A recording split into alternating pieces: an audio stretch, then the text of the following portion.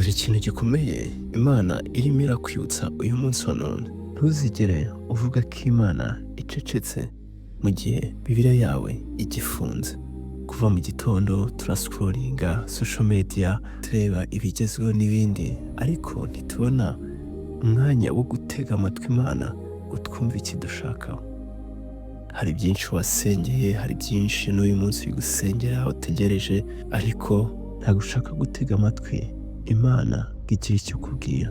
Ntukavuge ko Imana itavuga mu gihe Bibiliya yawe igifunze. Ndagira ngo nkubwire iki kintu, Imana iravuga buri munsi. Ikibazo ni uko twebwe ubwacu tudashaka kumva icyo itubwira.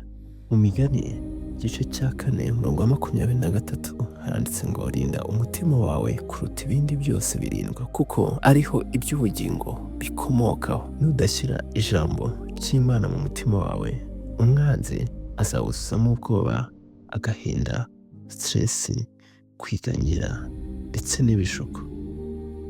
Uhereye uyu munsi tangira usome Bibiliya yawe. Niyo yaba umurongo umwe, Imana iri kumwe nawe kandi iragukunda, kandi yifuza kuganira nawe buri munsi. Niba wemeye guhinduka, andika ijambo muri comment amen, kandi isangize n'undi wumva uyikeneye. Imana iguhe umugisha.